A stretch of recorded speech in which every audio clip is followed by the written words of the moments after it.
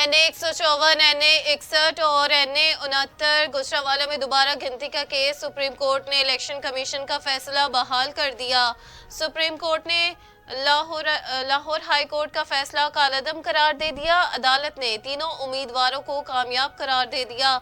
Supreme court ने 2-1 की अक्सरियत से फैसला सुनाया। जस्टिस अकील अब्बासी ने फैसले से इख्तलाफ किया। चीफ जस्टिस काजी फाइज ईसा की सरबराही में 3 रुकनी बेंच ने फैसला सुनाया।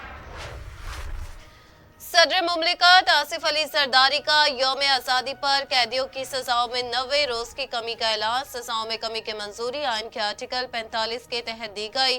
सजाओं में कमी का इतलाक कत्ल, जासूसी, रियासत मुखालिफ सरगर्मियों में मुलविस कैदियों पर नहीं होगा। 9 मई के 12 मुकदमात में बुशरा बीबी की अबूरी जमानत की दरखास्त खारिज। 9 मई के 500 से ज्यादा मुल्जिमान को इंसदाद दहशतगर्दी अदालत रावलपिंडी पेश किया गया। इंसदाद दहशतगर्दी अदालत के जज मलिक एजाज आसिफ ने केस की समाअत की। अदालत की बुशरा बीबी से 7 रोज में तफ्तीश मुकम्मल करने की हिदायत। केस की समाअत 22 अगस्त तक मुलतवी।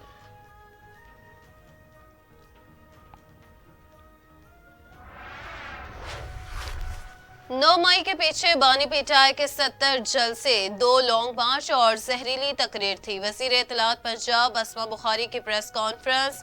कहा, वज़ीर आला मरियम नवाज की खवातीन के लिए जीरो टॉलरेंस पॉलिसी है। खवातीन के हकूक के लिए इकदाम कर रहे हैं।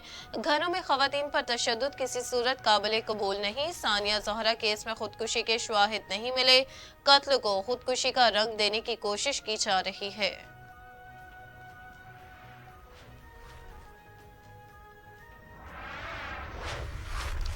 PSO में गैर कानूनी भर्तियों का केस। साबिक वज़ीर आज़म शाहिद खाकान अब्बासी समेत तमाम मुल्जिमान बरी। अदालत ने रेफरेंस वापस लेने की दरखास्त मंजूर कर ली। रेफरेंस चेयरमैन नैब को वापस भेजने का हुक्म। शाहिद खाकान अब्बासी ने कहा कि ये करप्शन नहीं, इख्तियारात के गलत इस्तेमाल का केस था।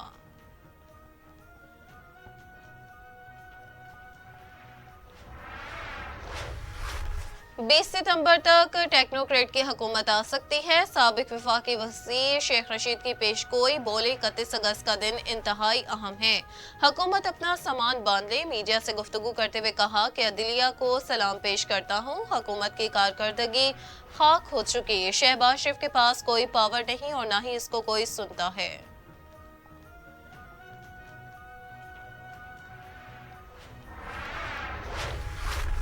पाकिस्तान समेत दुनिया भर में आज नौजवानों का आलमी दिन मनाया जा रहा है। इस दिन को मनाने का मकसद नौजवानों को दरपेश चैलेंजेस पर अक़वाम आलम की तवज्जो दिलवाना है। वर्ल्ड यूथ डे मुतालबा करता है कि नौजवानों के मौसर किरदार को उजागर किया जाए। नौजवानों को हर मुमकिन सहूलियात फ्राहम की जाए ताकि वो अपनी सलाहियतों को बरोए कार ला सकें।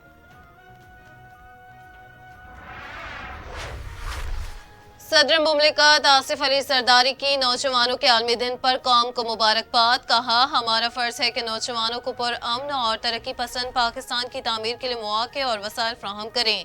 वज़ीर आज़म शहबाज शरीफ ने कहा कि नौजवान हमारे कल के रहनुमा हैं, मुल्क का मुस्तकबिल रोशन करेंगे।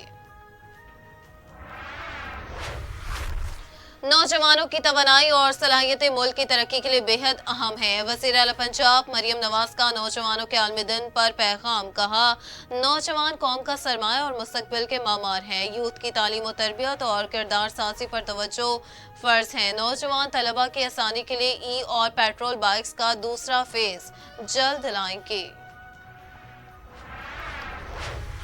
वफाकी वज़ीर दाखिला मोहसिन नकवी का इंटरनेशनल यूथ डे पर कौमी हीरो अरशद नदीम और तमाम नौजवानों को खराज तहसीन पेश। नौजवानों के आलमी दिन पर अपने पैगाम में कहा, नौजवान पाकिस्तान की सबसे बड़ी कुव्वत हैं, मुल्क की तकदीर बदलने की पूरी सलाहियत रखते हैं। नौजवानों के लिए ऐसी मसावी माहौल को परवान चढ़ाना है जहाँ वो मुल्क की तरक्की में अपना हिस्सा डाल सकें।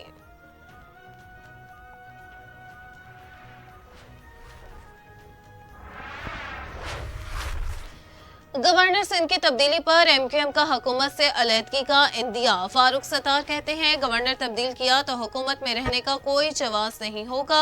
सिंध के गवर्नर कामरान खान तहसूरी ही रहेंगे। मुस्तफ़ा कमाल ने कहा कि कराची में MQM की पाकिस्तान की वजह से है।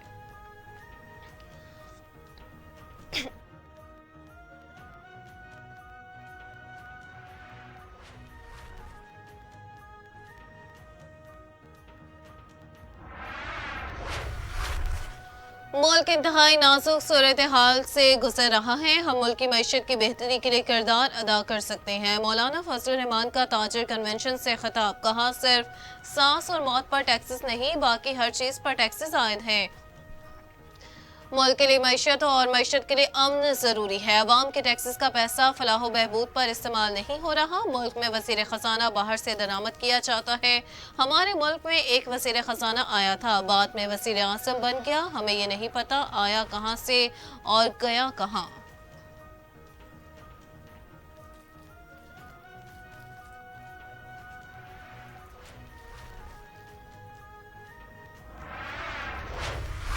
और मुल्क भर में मानसून का धुआंधार स्पेल। जल थल एक। लाहौर में बारिश ने रंग जमा दिया। शदीद बारिश के बायस नशेबी इलाकों में पानी जमा।